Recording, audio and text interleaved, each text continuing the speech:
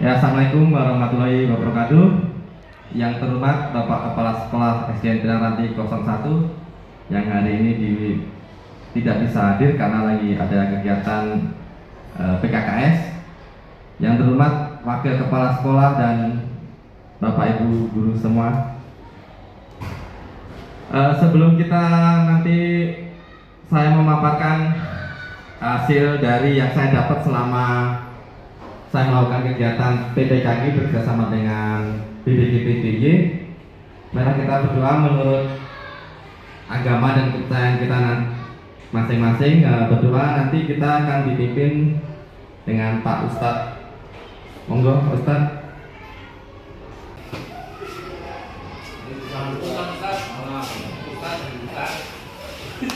Baik, Assalamualaikum warahmatullahi wabarakatuh.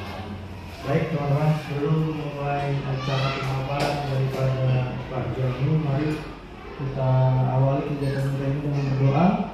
Mudah-mudahan nanti apa yang disampaikan sama Pak Janu bisa bermanfaat buat kita semua. Fatihah Alhamdulillah Muhammad sallallahu alaihi wasallam. Fatihah.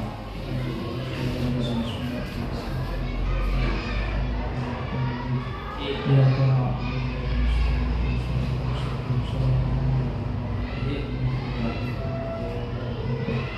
baik, terima kasih. Assalamualaikum warahmatullahi wabarakatuh. Terima kasih Pak Ustadz Islam. Lanjut saja ya teman-teman, Bapak Ibu guru. Awas jangan kakak-kakak. Aman. Ya, nanti kebiasaan di sana ya. Sebetulnya pakai kakak. Jadi istilah yang kami pakai itu kakak. Nah, langsung saja saya langsung ke komunitas belajar sekolah yang sudah ada, yaitu Kelana Ilmu. Selama hampir 2 bulan lebih ini saya sudah melakukan kegiatan PPKG dengan kerjasama BPGPDY. Yang sebelumnya kawan kita juga sudah, Pak Cahyo.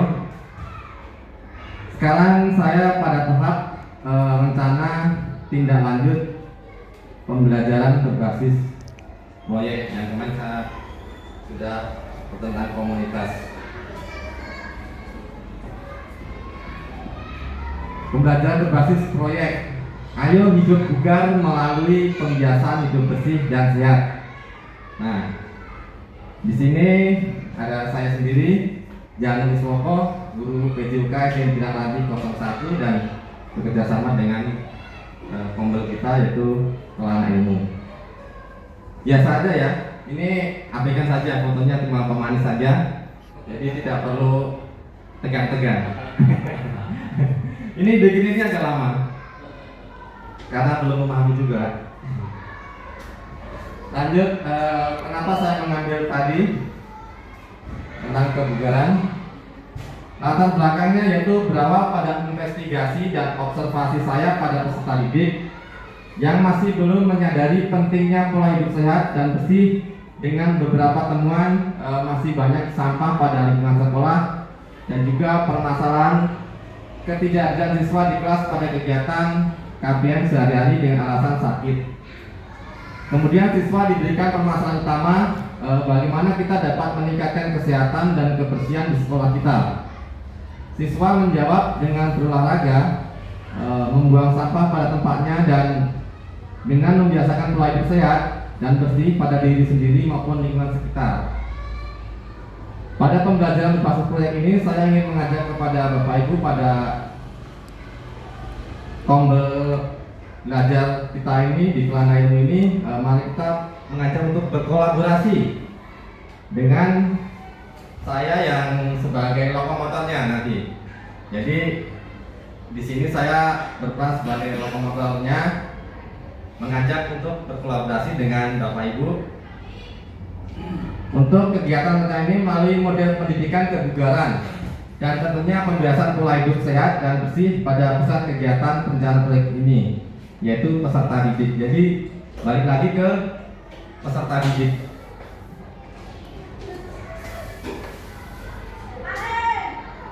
Karena banyak kita temukan bahwa siswa-siswi kita untuk sekolah aja kadang-kadang susah ya.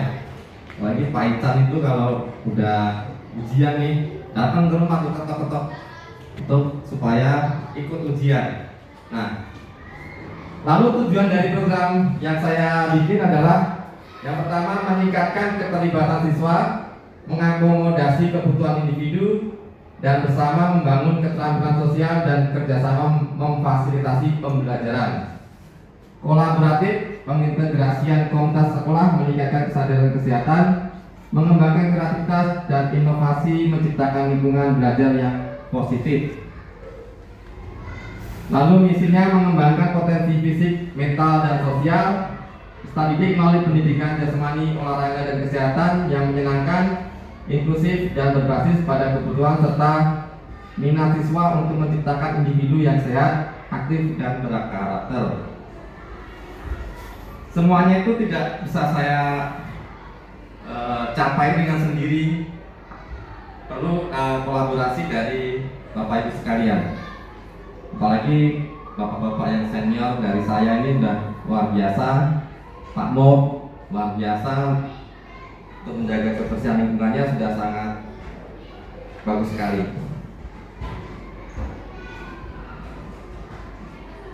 Lalu selanjutnya adalah capaian langkah-langkah dan hasil yang diharapkan untuk tiap tujuan. Jadi yang pertama adalah investigasi awal. Ini oleh saya sendiri bekerja sama dengan Pak Cahyo mungkin untuk Guru PJOK berupaya mengidentifikasi masalah yang telah terjadi atau akan terjadi pada peserta didik berkaitan dengan kebugaran dan pembiasaan hidup bersih di lingkungan sekolah. Lalu yang kedua, melakukan edukasi tentang hidup sehat dan bersih dengan pertanyaan pematik, bagaimana kita dapat meningkatkan kesehatan dan kebersihan di sekolah kita. Kita lihat bahwa anak-anak itu kurang untuk misalnya membuang sampahnya itu semaunya.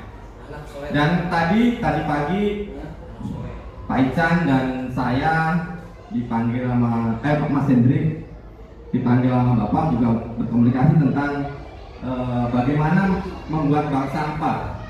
Jadi pemanfaatan sampah yang nanti bisa sangat bermanfaat sekali. Tadi juga Bapak sudah menyampaikan bahwa pemanfaatan bank sampah ini bisa meningkatkan daya gedor sekolah ini, misalkan buat nanti apa tadi dikatakan buat melakukan kegiatan lainnya. Jadi nanti dari bank sampah itu kita mendapatkan sesuatu hasil dan hasilnya itu kita bisa gunakan swasembada istilahnya. Lalu yang ketiga, melakukan rancangan berisi kegiatan peserta didik dengan kegiatan tentang jenis olahraga kebugaran dan yang keterhubungan dengan kebugaran kesehatan, juga berbagai macam cara pola hidup bersih pada lingkungan sekolah dengan program aman, aktif, mandiri, nyaman. Itu pandangan dari aman ya, kalau lagi ya. Aktif, mandiri, nyaman. Menemukan manfaatnya dan memahami bagaimana olahraga teratur dan hidup bersih dapat mempengaruhi kesehatan. Lalu mengumpulkan data dengan model pendidikan kebugaran yang akan dilakukan peserta didik sesuai pada pemilihan kegiatan olahraga yang diminati peserta didik dan kegiatan kelas bersih dengan model pendidikan kebugaran dan pembiasaan hidup bersih. Yang terakhir yaitu penyusunan laporan proyek yang mencakup hasil kegiatan analisis data, pembuatan hasil proyek yang menarik dan inovatif, berkelanjutan, dan publikasi. Publikasi ini kita sudah mempunyai beberapa media yang aktif. Ada YouTube, ada Instagram, Facebook mungkin, atau website mungkin yang mungkin sudah dicanangkan dari sekolah. Capaian dan tujuan umum membantu siswa mengembangkan keterampilan baik fisik maupun teknis, juga keterampilan sosial, manajerial, dan pemecahan masalah yang penting dengan menetapkan capaian dan tujuan yang jelas Program ini dapat menciptakan pengalaman belajar yang menyeluruh dan bermakna bagi siswa.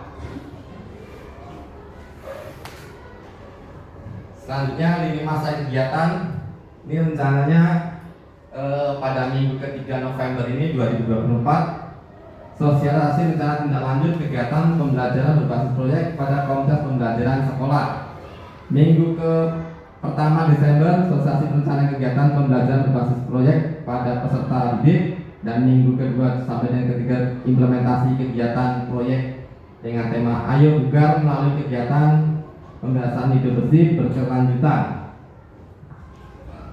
Lalu ada kelanjutan perencanaan kegiatan pembelajaran berbasis proyek pada komunitas pembelajaran, tahap implementasi kegiatan proyek dengan tema Ayo Bugar melalui kegiatan PLBS. Lalu yang diakhiri dengan pelaporan kegiatan proyek dengan tema Ayo Bugar melalui kegiatan PLBS dan publikasi kegiatan. Untuk publikasi mungkin kita bisa menggunakan media-media yang tadi saya sebutkan, bisa YouTube, bisa Instagram, TikTok mungkin. Kalau kita udah ada media TikTok belum untuk sekolah, Pak Rahmat sebagai belum ada TikTok. Oh belum ada ya, belum ada. Nanti kita bikin dari situ bisa Pak Rahmat. Ya sekarang kan lagi zaman maraknya TikTok nih. Kita sosialisasikan di situ. Ya anak-anak kan sekolah-sekolah itu wah ini SD kita nih dengan kegiatan yang positif.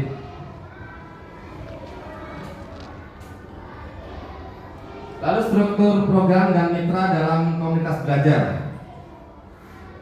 Kegiatan pembelajaran berbasis proyek ini melibatkan komunitas belajar sekolah. Dalam hal ini Kelana Ilmu yang sudah ada, Pak Muk, Pak Ican, dengan pengamatan aset manusia, sosial, fisik, dan aset politik. Lalu kepala sekolah sebagai penanggung jawab kegiatan, teman sejawat terdiri dari guru PJK 1 orang, guru kelas, dan guru bidang studi. Guru PJK sebagai lokomotor pembuat perancangan kegiatan, dan guru lainnya sebagai peran kolaborasi. Jadi saya sebagai guru PJK bersama Pak Cahyo mungkin nanti akan menjadi lokomotornya, berkolaborasi dengan Bapak Ibu sekalian.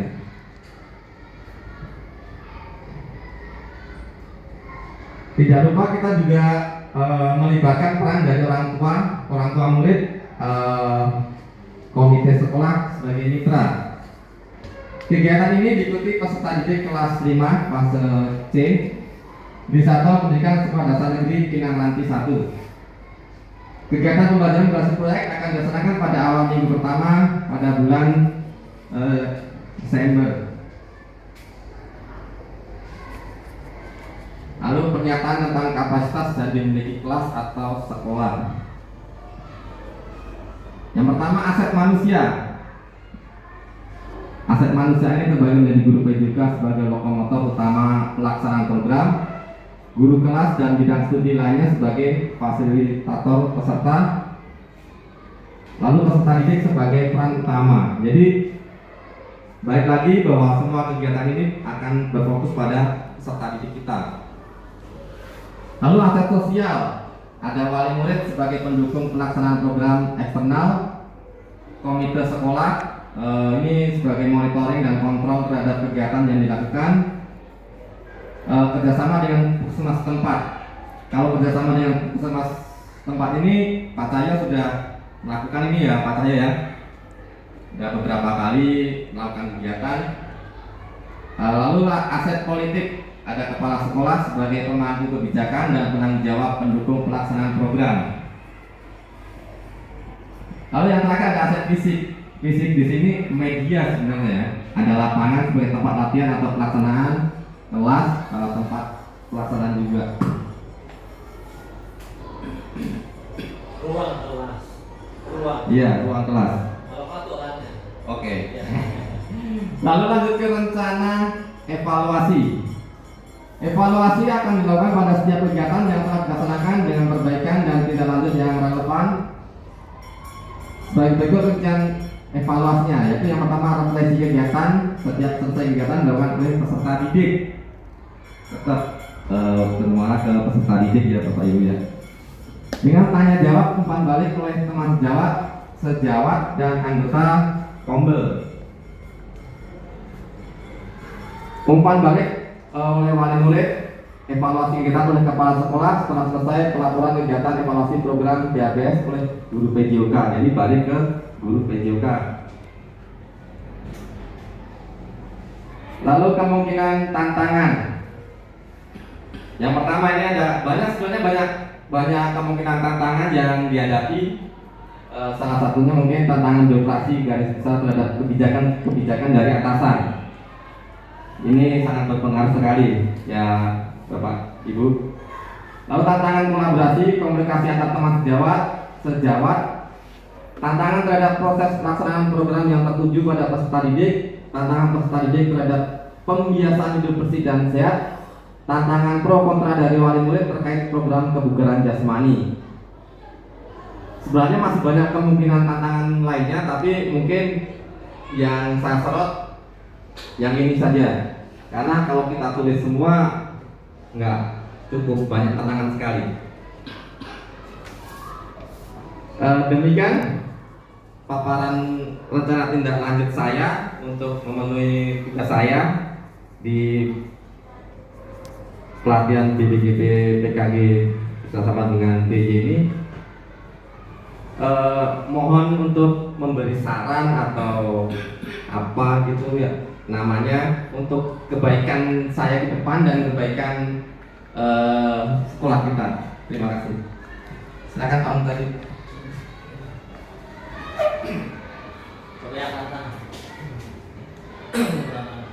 Assalamualaikum warahmatullahi wabarakatuh. Terima kasih kepada yang telah berikan kepada saya. Saya ingin melihat karena ada tantangan, kita akan hidup itu kalau berani dengan tantangan. Ini ya Pak ya. Ya, kemungkinan tantangan. Kemungkinan tantangan. Bisa dipilih. Oke, iya masalah. Yang pertama dari tantangan yang mungkin akan kita hadapi. Nah, lihat. Tantangan birokrasi garis besar terhadap kebijakan dari atasan. Tentunya kita menyangkut masalah peraturan dari Kemendikbud, apa ya? Ya itulah. Dari Kementerian Pendidikan menyangkut masalah ini birokrasi. Kita kadang-kadang ingin membuat suatu inovasi, tapi terbentur dengan peraturan atau muatan yang boleh dilakukan oleh anak setingkat anak SD, baik yang menyangkut masalah kegiatan fisik ataupun kegiatan non fisik.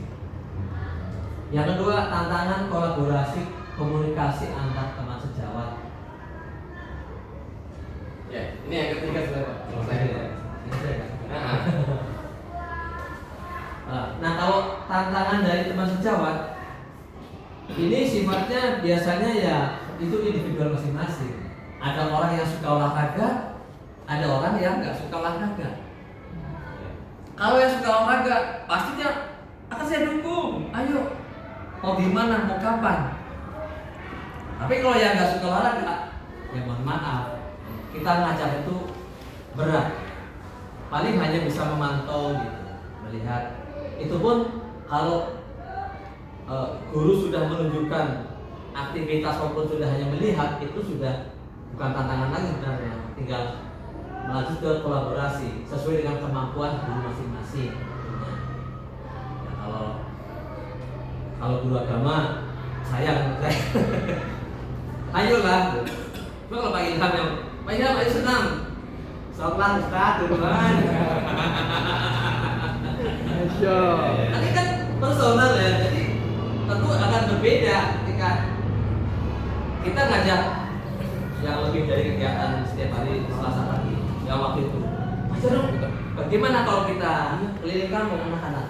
Oke, tapi ya harus ada dukungan dari teman sejawat. Ketika sebagian guru siap jalan, ya jalan. Kalau sebagian nggak jalan, rada kita paksain. Awas kan, panggil Pak Ican kalau mau ikut. Terpaksa Pak Ican harus jalan. Ada saatnya harus terpaksa jalan.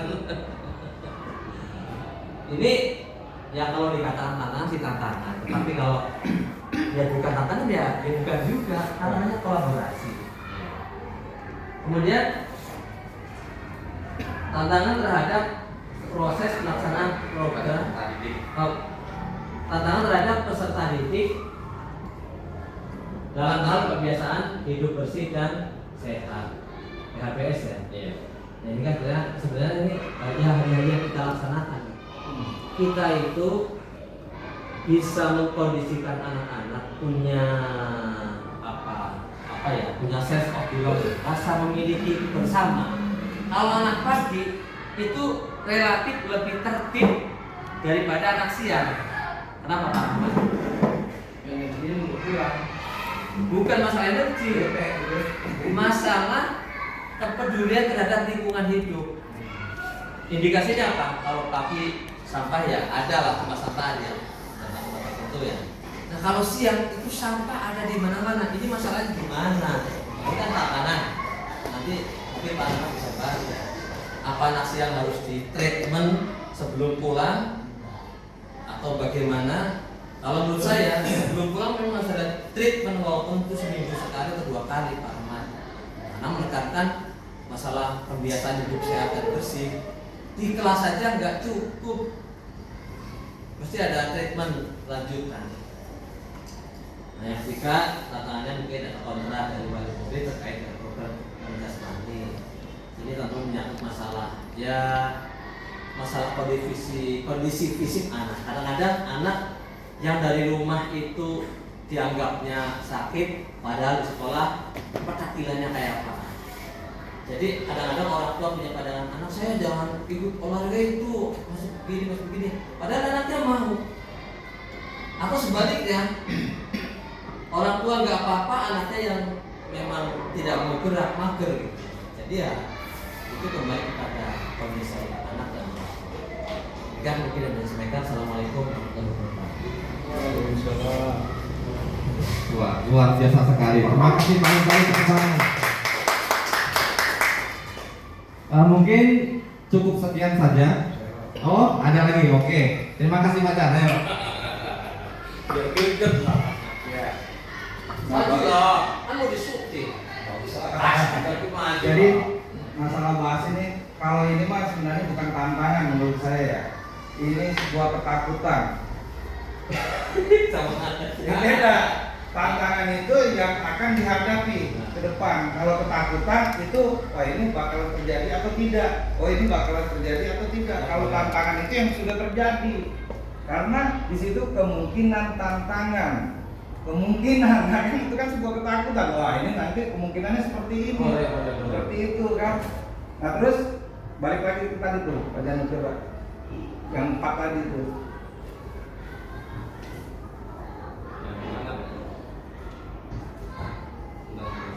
Bukan belakang. Aset. Nah ya aset. Ini. Aset manusia, politik, sosial. Nah betul.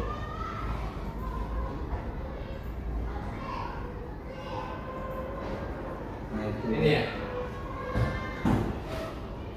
Nah ini kan kalau di antara 4 ini mendukung kayak gitu ya, saling kolaborasi itu akan mengurangi atau mungkin sama sekali tidak ada tantangan sama sekali yang akan terjadi yang seperti tadi gitu loh, dari orang tua, dari guru, puskesmas atau kepala sekolah, dan ada tempatnya pelaksanaannya, itu tidak akan terjadi tantangan atau gejolak yang misalnya dari wali murid tadi kan ada tuh, dari peserta didik atau dari guru-guru yang lain, kalau ini kolaborasinya yang baik.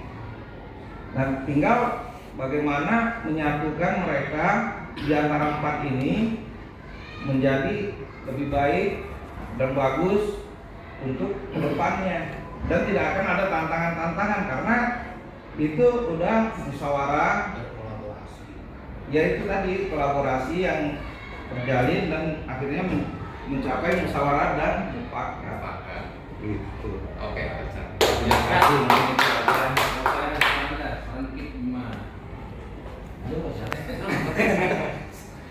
Jadi Kebahagiaan kalau saya sama. ini materi belum sangat terkait dengan masalah kebersihan. Tapi kalau kita pikir kembali itu merupakannya satu, ya kan, mengenai tantangan terus seperti itu, kemauan dan inisiatif itu, kemauan, kepedulian dan rasa memiliki sebetulnya. Tapi kalau kita hanya hadir, ya kan, berpikir masa bodoh ya, yang Pak Bu bilang tadi, pagi dan sore itu kok beda, ya kan? Karena mungkin inisiatif yang siang ini kurang dibandingkan dengan pagi, yaitu hasilnya seperti itu. Orangnya mesti sama. Sampah depan mata aja kalau lewat, Orangnya mesti sama. orangnya ini saya bilang tergantung kemauan Iya. dan muncul dari pribadi masing-masing gitu. Kalau kita rasa memiliki bahwa ini adalah dapur kita, pendaringan kita, ya kan? Jadi bukan hanya kepala sekolah atau Pak atau perubahan yang lain, ya kan? Ya kita aja. Tapi kalau kita udah mulai doa, ya kan? Dan semua itu biasanya dititip beratkan ke penjaga sekolah, ujungnya penjaga sekolah dari mana aja, ya kan? Nah, jadi kalau menurut saya kembali lagi ke diri kita masing-masing, gitu. Ya kan, walaupun kita berbagai masalah tadi dibilang program apa namanya Pak, sampah apa namanya, bank sampah dan sebagainya. Nah kalau kita nggak woro-woro, saya yakin aja. Kecuali dari guru-guru kelas, ayo kita bareng semangat, ya kan? Karena ini ada program bank sampah dan sebagainya, woro-woro bank sampah. Pasti kalau lagi apel, ya bodo amat, penting mah udah selesai, kembali ke kanannya masing-masing. Itu mungkin ya, jadi kalau menurut saya sih paparannya bagus banget, cuma itu tadi. Ya mungkin dari apa namanya, dari semangat kita juga Pak, mungkin kalau yang siang mau udah sisa-sisa ini, ya kan, itu berantakan mau apa di sisa pagi, bisa begitu. Jadi itu tadi bener. Benar itu yang kadang-kadang seperti mindset ada, pikiran kita ada. Jadi itu saja mungkin masukan dari saya, cuma 2 aja diusul. Terima kasih. Waalaikumsalam. Ya, terima kasih Pak Mun tadi, Pak Rahmat, Pak Ican, luar biasa, sangat membangun sekali. Intinya, ayo bareng-bareng kita berkolaborasi, kita hilangkan ego kita kerja dengan sepenuh hati. Ayo, pasti bisa kok, pasti bisa. Sebelum saya tutup, saya sekali lagi ucapkan terima kasih untuk Bapak Ibu Guru. Pak Ustadz, kita tolong untuk tutup. Tadi dibuka dengan doa, ditutup dengan doa dong. Baiklah, supaya menambahkan keberkahan bagi semuanya, dengan Fatihah, mudah-mudahan apa yang kita niatkan, apa yang kita laksanakan selalu mendapatkan ridho dan wilayah Allah. Ala hadhihi wa ala kulli nafsin salihah. Al-Fatihah. A'udzu billahi Bismillahirrahmanirrahim. Alhamdulillahirabbil alamin. Iyyaka na'budu wa iyyaka nasta'in. Shiratal ladzina an'amta 'alaihim ghairil maghdubi 'alaihim waladdallin. Allahumma taqabbal minna ya Rahman, taqabbal minna ya Rahim, taqabbal minna ya Arhamar Rahimin, ya Fadil Ham, ya Kashful Kam, ya Man Ya'fi, Yaghfir wa Yarham. Wa akhiru da'wana alhamdulillahirabbil alamin. Wassalamualaikum warahmatullahi wabarakatuh. Terima kasih Bapak Ibu, tetap semangat, sukses selalu buat sekolah kita. Amin.